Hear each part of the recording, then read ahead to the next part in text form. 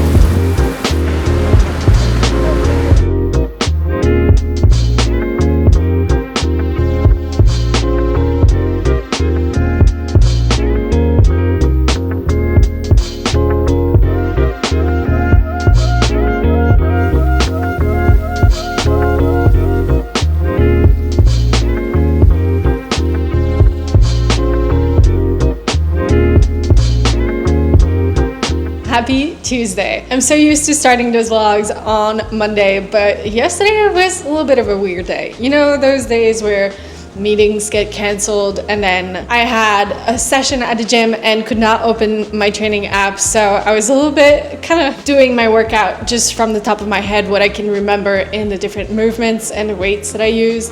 And then when I went to go and surf, the report was completely off, and it was actually really big and double overhead, so I ended up not surfing. So today I'm back in the gym. I do have my training app.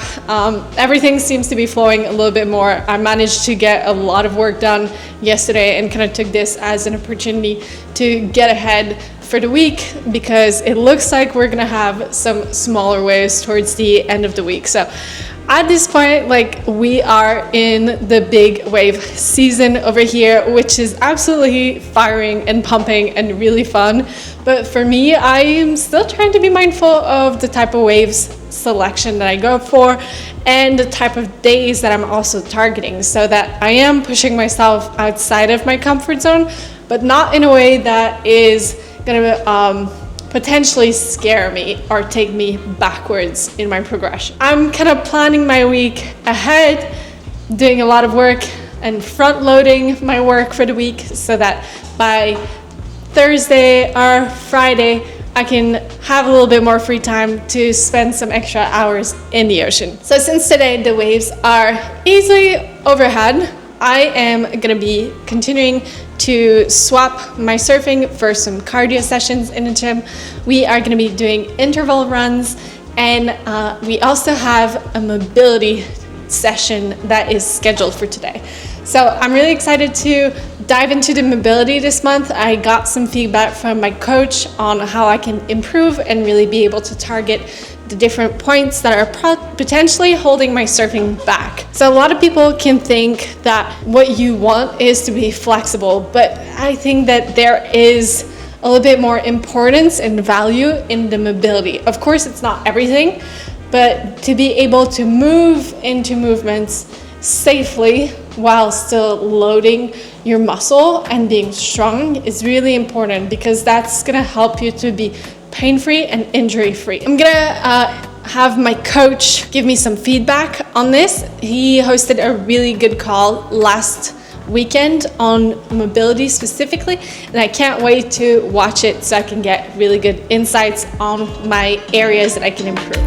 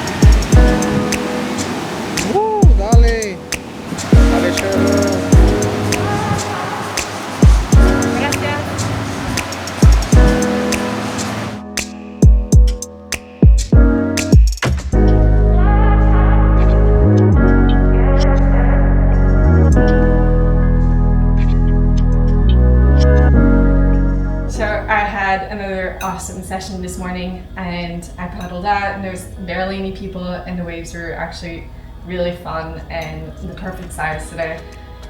So I just came back, I had a little bit of a snack, showered, did some work, and now I'm gonna have my lunch. It's quite early, it's actually like still about 11-ish right now. I'm gonna have time to digest this and go surf for my second session of the day this afternoon. I'm kind of realizing that what is working really well for me is to have smaller meals throughout the day. Like, I can have 2 breakfasts of around 300 calories, and then I'll have another like lunch, and then afternoon snack, and then a light dinner, and then my usual Ninja Creamy in the evenings. And it just seems to be working a lot better than trying to force myself to have bigger meals, because I'm honestly just so active during the day, and like I cannot stand the idea of having a big meal and then having to like either wait and delay my training or go and like feel really full during my training. So I'm just kind of trying this out on removing the concept of having 3 big meals a day, and instead I'm having like 4 smaller meals throughout the day around my training time. So if it's 11 o'clock and I'm having lunch, like that's okay. And if it's 2 p.m. and I already had 2 like small breakfasts in the morning, like that's also okay. And removing that second thought of like, oh, is that right? Like I'm having lunch at weird times, but I'm actually fueling myself properly for my training. And that is more important than going with the standard kind of feeding times of 3 times a day.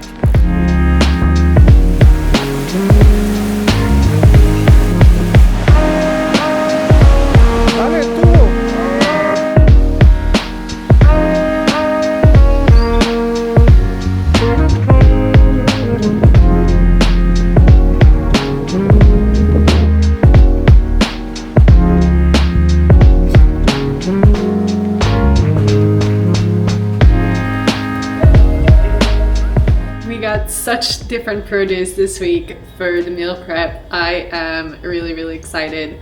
I was driving around the neighborhood coming back from the surf yesterday, and I noticed that there was mangoes on the floor. We got some mangoes. We also have some pitayas, which are also called dragon fruit, which I absolutely love. It's like, if you've never tried it, it's basically like a big kiwi. So it is a fruit that comes from cactuses, super hydrating. The texture, yeah, is really much like a kiwi. And the taste is similar to like a berry almost. Like I would want to say like blueberry and raspberry and like strawberries mixed together, but like in its own kind of flavor profile. And it's like a mild taste. It's not too intense. I absolutely love it. We also got tons of grains and some bok choy, some arugula from the farmer. We also got a bunch of eggs that are free range and are just absolutely super good. Tons of bananas, as usual. This is our go-to fruit. The fruits here are very much like hit or miss. We have sometimes some weeks where they're really good, and then we have weeks where they're not so good. With the difference in rains and drought that can go through the climate here, those types of changes can really affect the quality of the fruits. I'm in a part of the country where there is a lot of wind, so there can be a lot of different droughts that can come out throughout the year, and at times the fruit quality will go down because of it. So they are importing fruits from the north of the country, and those fruits are usually picked a little bit too early, so they don't have the time to actually fully mature and get ripe on the tree, which leads to like a less sweet and a less tasty fruit. So bananas, always our go-to fruit. And then we have a rotation. Also pineapple, we do get consistently good pineapple. But yeah, things like avocado, dragon fruit, passion fruit, and mangoes, and other specific like special tropical fruits like rambutans. We also get mamones that they call, Those are really, really good. Throughout the year, you'll see me, I'll be showing you some different cool exotic fruits that we have.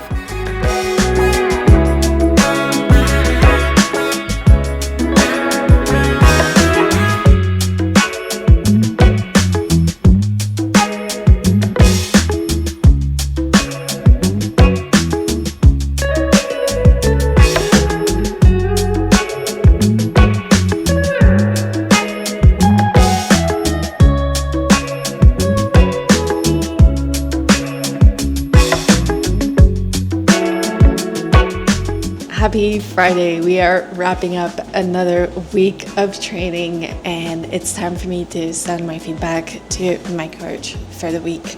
So overall this week went pretty well. I think for this first mini cut, I had higher recovery in HRV and better sleep than what I was expecting. Still felt pretty tired and fatigued and hungry on a day-to-day basis, but in regards to my stats and my recovery, it was actually pretty strong. I think mentally I'm also a lot more focused and mentally settled because I have a really clear plan of what we're going to be doing for the next few weeks.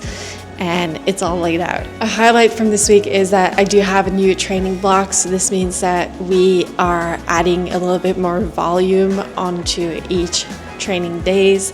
I'm still doing the 3 days a week of a full body at the gym, but I'm also adding in a little bit more in terms of the volume of each exercise in weight. I'm also still working on having some more mobility. I did receive an assessment for this. I have not reviewed it yet, but I'm gonna schedule some time in on Saturday to really go through the assessment that my coach gave me and to dive into the different mobility exercise that I'm gonna need to do in order to improve my surfing. Still feel like I'm progressing on my conditioning overall. I'm not in a state where I have to drop my weight. I can still maintain the same weight that I'm doing, that I'm lifting, and the same exercise. So the volume is staying quite stable.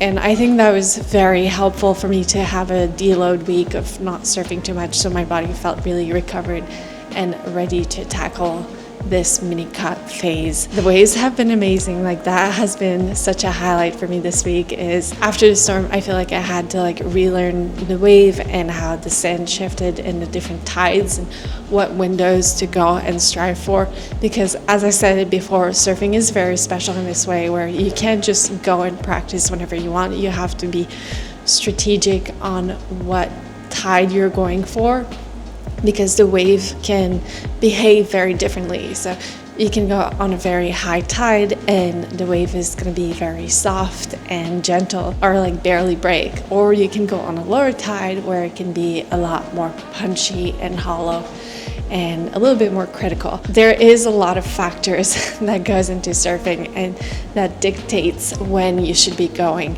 And after the storm, the sand shifted and those windows of opportunity really shifted for me.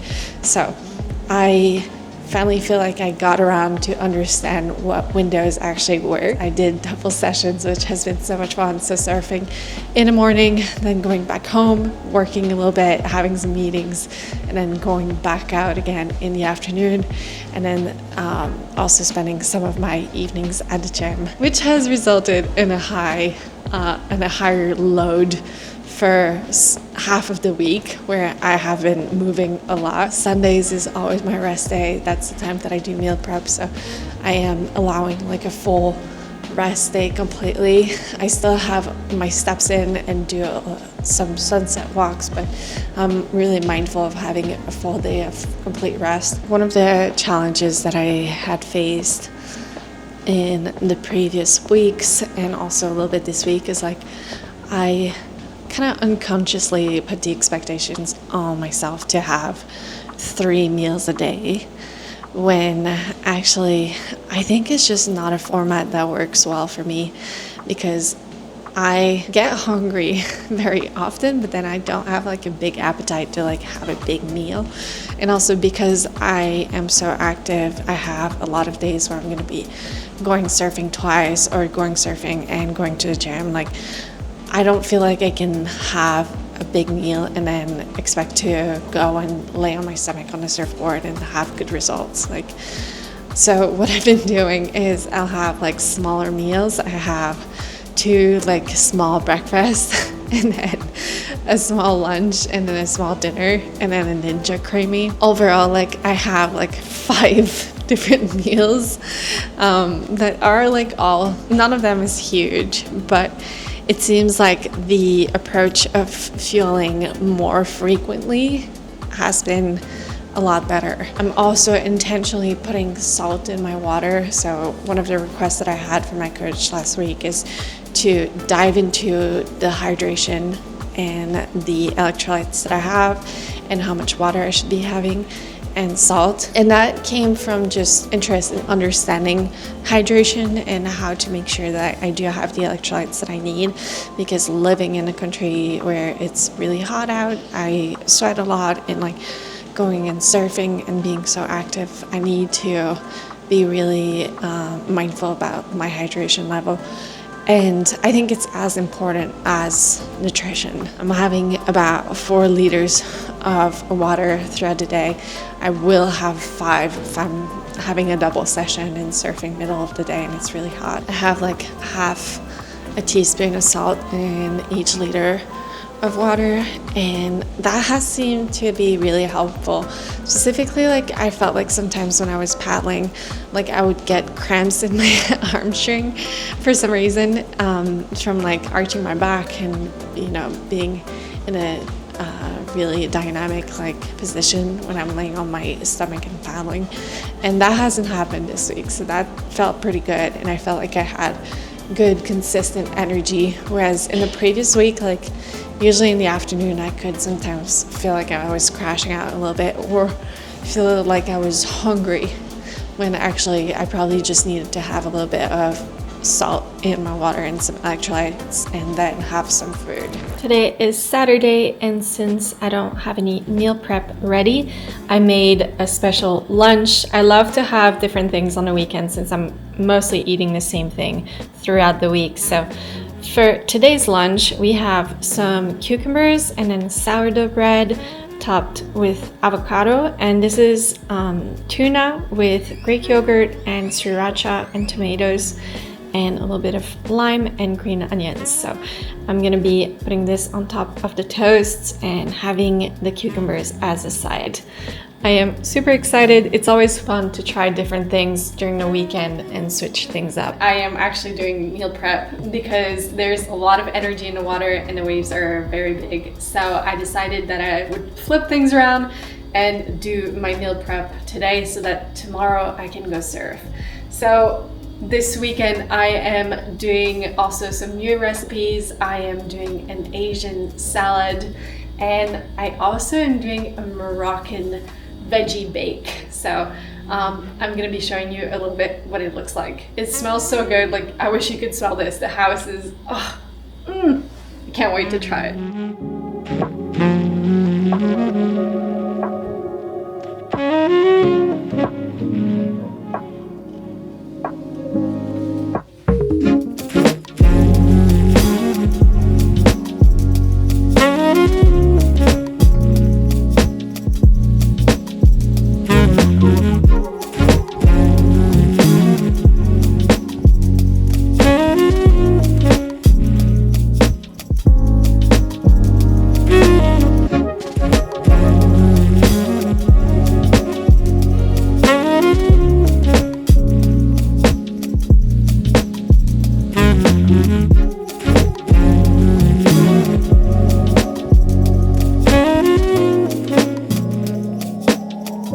This is the Moroccan dish that I made. So I used a lot of different spices and veggies, chicken, and also raisins and chickpeas. I'm gonna be putting this over the rice, and I measured everything before I baked it so that I don't have to like complicate myself, and I can just log it very easily into my 6 different meals. I can just log it easily for this whole recipe divided by 6 portions.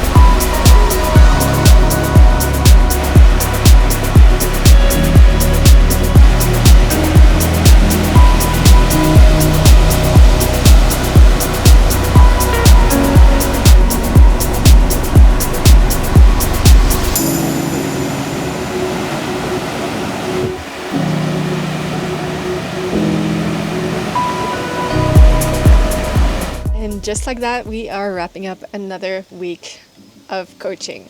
I just got the feedback from my coach, and I'm gonna watch it and kind of think back on what went well on this week, and also have a look on what we're gonna be focusing on for next week. Let's dive in. First things first, really well done on just nailing in on that cut phase. I know that this was something that we discussed and we decided, okay, we're just gonna lock in for the next 4 weeks and really commit to this cut, and this is what you have done. So you can even see just how consistently you have been with your meals and your tracking. We kind of set that 15-50 mark, and we're really maintaining the most out of it, so really getting the most out of it but staying under. So I'm actually so happy to see that, and I can really see with the nutrition side of things that, as you said, splitting into those 4 meals is working a lot better for you, and I think that's going to be helpful in basically trying to spread your fuel out throughout the day. This has been really huge. This new approach of having 4 meals a day instead of 3 meals has definitely been kind of a game changer. I have been just kind of testing it out for the past few days, and I really feel like this is going to be something great for me into this phase of my mini cut, so I can feel like I'm fueling more often and have those satisfying meals but still maintain my deficit and maintain a good amount of energy level. I also feel genuinely like having smaller meals matches a lot more having a heavy training load, specifically for surfing, because I'm laying on my stomach. So the last thing I want to do is like smash a big meal and then go lay on my stomach on my board. Honestly, your food is like the cleanest food ever as well, which is just so beautiful to see.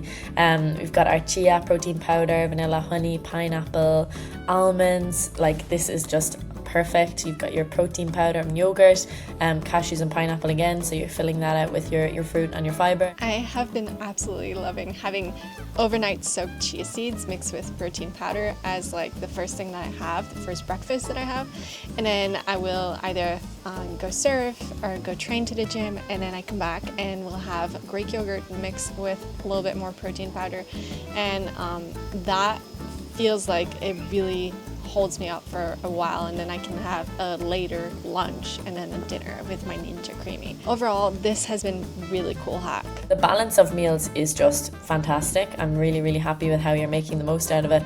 Now, I do have a resource for you. I think last week we spoke about kind of volume eating, but because right now we're in that cut and we're just really focusing on making the most out of the meals that we have and the little calories that we have, there are certain things that we can do to help stay in that calorie deficit but also have enough food, or at least feel more full. So we can fill up with a lot of fiber, which honestly is already what you're doing. Even from that day I just went through with you, you're getting your pineapple in, you're getting your nuts in as well, and then lots of leafy greens as well in your main meals, which is brilliant.